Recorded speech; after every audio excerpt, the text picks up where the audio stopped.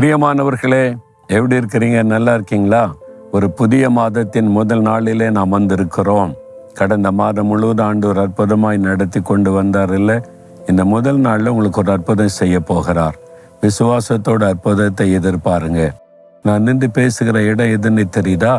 அமெரிக்க தேசத்தினுடைய வாஷிங்டன் டிசியில் இருக்கிற அமெரிக்காவுடைய பாராளுமன்ற கட்டிடம். இது யுஎஸ் கேபிட்டல் அப்படின்னு சொல்லுவாங்க.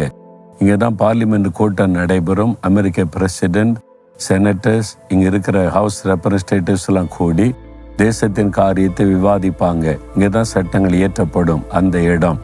அங்கிருந்து கொண்டு உங்களோடு நான் பேசுகிறேன். இது உலக பிரசித்தி பெற்ற முக்கியமான இடம். எல்லாவற்றுக்கும் முக்கியம், இயேசுவுக்கு நீங்கள் ரொம்ப முக்கியமானவர்கள். அவர் ரொம்ப முக்கியமாய் உங்களை கருதி தான் உங்களோடு பேசுகிறார். இந்த மாதத்துக்கு என்ன ஆண்டவர் வாக்கு வைத்திருக்கிறார், எனக்கு என்ன செய்ய போகிறார், நீ காத்திருக்கிறீங்கல்ல? ஆண்டவர் உங்களோடு பேசுவதற்கு ஒரு வாக்குத்தத்தம் கொடுத்தார். மார்க் 5ஆம் அதிகாரம் 34வது வசனம். சமாதானத்தோடு நீ போ, உன் வேதனை நீங்கி சுகமாயிரு. ஆண்டு சொல்றார், என் மகனே, என் மகளே, நீ சமாதானத்தோடு போ. என்னை தேடி வந்த, என்கிட்ட ஜெபம் பண்ற, என்னை நோக்கி கூப்பிடுறல்ல, உன் ஜெபத்துக்கு நான் பதில் கொடுக்கிறேன். சமாதானத்தோடு போ, உன் வேதனை நீங்கி சுகமாயிரு. முதலாவது ஆண்டு சொல்ற சமாதானம். உன் சமாதானத்தை பாதிக்கிற காரியத்தை நான் மாற்றி உன் வாழ்க்கையில சமாதானத்தை கட்டளையிடுவேன். எது சமாதானத்தை பாதிக்குது? வேலையில, குடும்பத்துல, பிசினஸ்ல, ஊழியத்துல ஏதோ ஒரு பிரச்சனை, ஒரு மனிதரால் வந்த காரியம் சமாதானத்தை பாதிக்குதா? நான் அந்த காரியத்தில் அற்புதம் செய்து உனக்கு சமாதானத்தை கட்டளையிடுவேன் என்று ஆண்டு சொல்றார். 2வது ஆண்டு சொல்லுகிறார், உன் வேதனை நீங்கி. ஏதோ ஒரு வேதனை இருக்குது, சரீரத்துல வேதனை, மனதுல வேதனை, உள்ளான நிலைமையில ஒரு பாதிப்பு, இதை நினைச்சாலே வேதனையா இருக்குது. சரீரத்துல இந்த வியாதினால் உண்டான வேதனை இருக்குது. உன் வேதனையை நான் நீக்குவேன். உன் உள்ளத்தில் இருக்கிற வேதனையை நீக்குவேன். உன் சரீரத்தில் இருக்கிற வேதனையை நான் நீக்குவேன் சொல்றார்.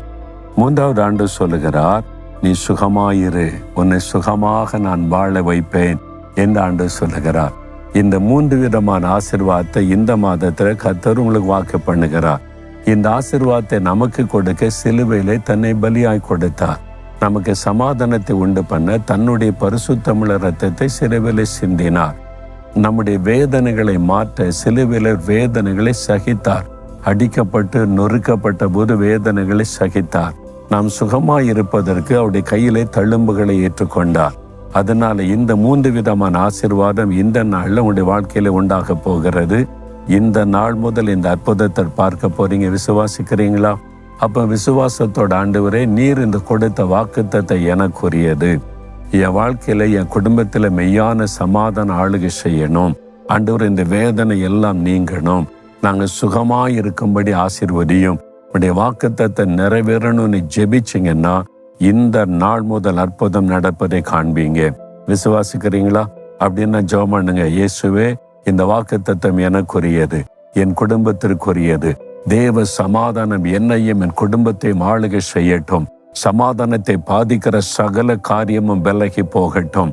வேதனைகளை மாற்றுவதற்கு சிலுவையில வேதனைகளை ஏற்றுக்கொண்டீரே, இயேசுவின் நாமத்தில் சகல வேதனைகளும் என்னை விட்டு, சரீரத்தை விட்டு விலகட்டும். சுகமாயிருக்கும்படி ஆசீர்வதிப்பேன் என்று வாக்கு கொடுத்தீரே, என் சரீரத்துல நல்ல சுகம், என் ஆத்மாவிலே நல்ல சுகம் உண்டாகட்டும். என் குடும்பத்துக்குள்ளே சுகம் உண்டாகட்டும். இயேசு கிறிஸ்துவின் நாமத்தில் இந்த ஆசீர்வாதங்களை விசுவாசத்தோடு சுதந்தரித்துக் கொள்கிறேன். ஒரு அற்புதத்தை நான் எதிர்பார்க்கிறேன். ஒவ்வொரு நாளும் இந்த வாக்குத்தத்தத்தின் ஆசீர்வாதத்தை அற்புதமாய் தருகிறதற்காய் ஸ்தோத்திரம், ஸ்தோத்திரம். இயேசுவின் நாமத்தில் ஜெபிக்கிறேன். ஆமேன், ஆமேன்.